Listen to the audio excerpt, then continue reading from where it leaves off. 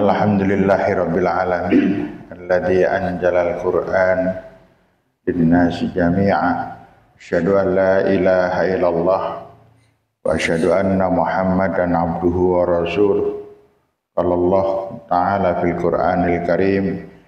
A'udzu billahi minasyaitonir rajim. Inna nahnu nazzalna dzikra wa inna lahu lahafizun. Rabbi shrah li sadri wa yassir li amri wahlul 'uqdatam min lisani yafqahu qawli, amma ba'd. Jamaah rahimakumullah, di waktu istirahat ini kita mengisi dengan kultum, dan kultum kali ini kita akan meriwayatkan secara ringkas turunnya Al-Quran. Ketika Nabi Muhammad SAW sudah genap usia 40 tahun, sudah menikah dengan seorang istri bernama Khadijah, yang ketika itu Khadijah usianya sudah 55 tahun. Rasulullah SAW berusia 40 tahun. Rasulullah SAW semakin prihatin melihat keadaan umat. Orang-orang Quraisy itu saling bunuh-membunuh, saling bertengkar, saling berebut kekuasaan, bermewah-mewahan. Mereka tidak ingat sama sekali kepada Yang Maha Pencipta. Maka Nabi Muhammad SAW berusaha untuk merenungkan diri, memohon petunjuk dari Allah. Pada waktu itu agama sudah ada, yaitu agama Islam yang dibawa oleh Nabi Isa dan Nabi Musa. Hanya pelajaran tentang agama di kalangan Quraisy itu sangat sedikit, hanya garis besarnya saja, bahwa penguasa alam semesta ini adalah Allah, yang membuat Ka'bah adalah Nabi Ibrahim yang dituntun oleh Allah Subhanahu wa Ta'ala. Maka Nabi Muhammad SAW pergi ke suatu tempat. Tempat ini kira-kira antara 6 sampai 7 kilo dari kota Mekah. Naik ke bukit dinamakan Gua Hira. Rasulullah SAW merenung di situ, memohon petunjuk dari Allah Subhanahu wa Ta'ala. Beberapa malam Rasulullah SAW berada di situ. Setiap sore, setiap pagi Khadijah mengantarkan makanannya. Ini bagi yang sudah pernah naik ke Gua Hira bisa melihat betapa perjuangan yang luar biasa. Perjalanan 6 sampai 7 kilo naik bukit, dan yang bisa naik itu hanya orang-orang muda. Saya terus terang saja seumur hidup baru sekali naik Gua Hira. Itu pun tahun 97. Ketika itu usia saya baru 39 tahun. Itu saya masih kuat. Kalau sekarang dan akhir-akhir ini umroh haji tidak pernah bisa naik, hanya melihat dari bawah.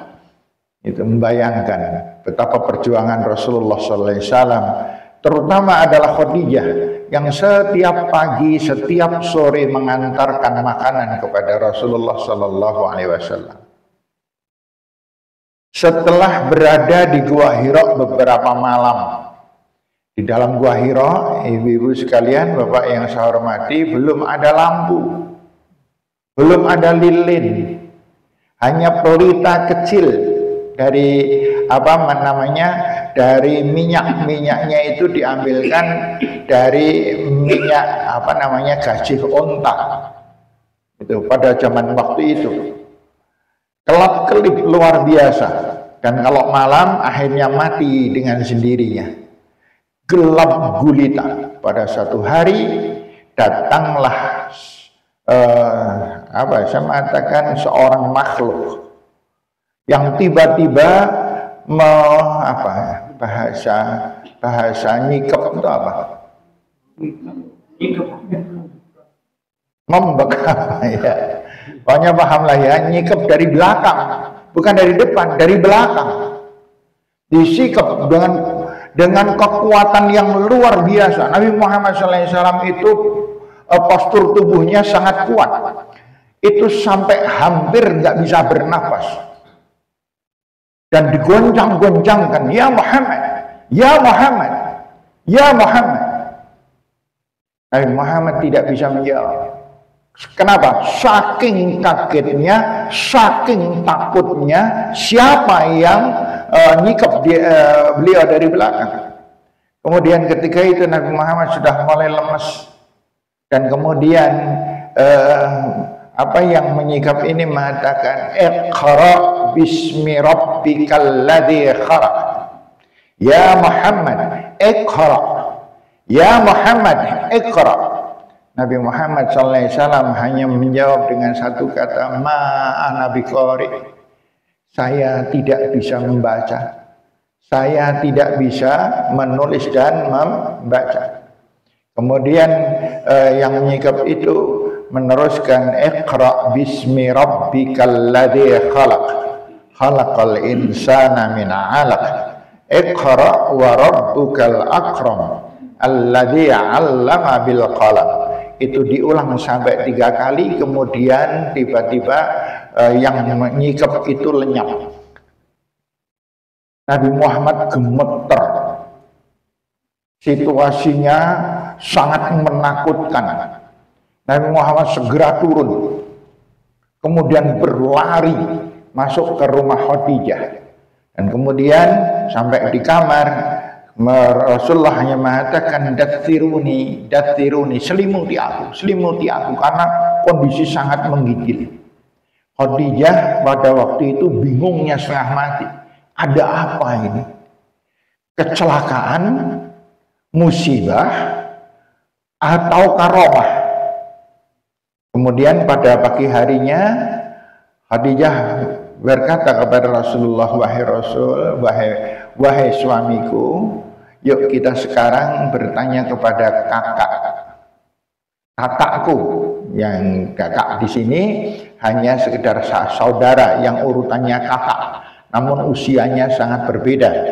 Khadijah usia 55 tahun dan kakaknya yang bernama Waraqah bin Naufal adalah seorang pendeta Nasrani. Datang ke sana dan Waraqah sudah sepuh. Usianya sudah mendekati 100 tahun. Sudah buta. Dan kemudian diceritakan oleh Khadijah tentang kasus yang terjadi, ditambah oleh Nabi Muhammad untuk menguatkan, dan kemudian Waraqah mengatakan, An-namus alladzi jaa bihi walladzi jaa bihi Musa. An-namus, malaikat yang datang kepadamu Muhammad adalah malaikat yang juga datang kepada Musa.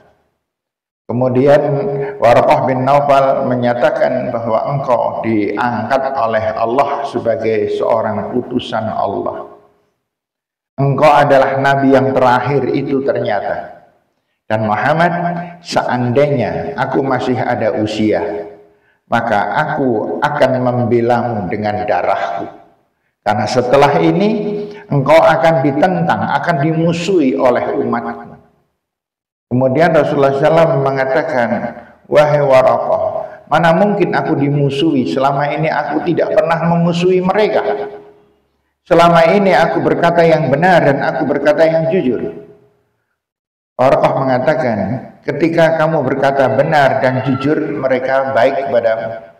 Tapi begitu kamu membawa risalah bahwa Allah adalah satu, bahwa tiada sesembahan selain Allah, maka semua orang yang mencintai kamu akan menjadi musuh-musuh. Dan itu sudah berlaku suratan takdir dari semenjak zaman Nabi Nuh sampai Nabi Isa alaihi salam, dan termasuk juga engkau ya Muhammad akan menjadi musuh dari orang-orang yang kafir. Kemudian Nabi Muhammad pulang dengan Khadijah. Ada perasaan senang, ada perasaan bangga, ada perasaan khawatir karena diangkat menjadi Rasulullah Sallallahu Alaihi wasallam. Dan dalam sebuah kisah dikatakan ketika baru saja Rasulullah masuk ke dalam rumah, ada berita menyusul bahwa Warokoh meninggal dunia. Warokoh bin Naufal meninggal dunia.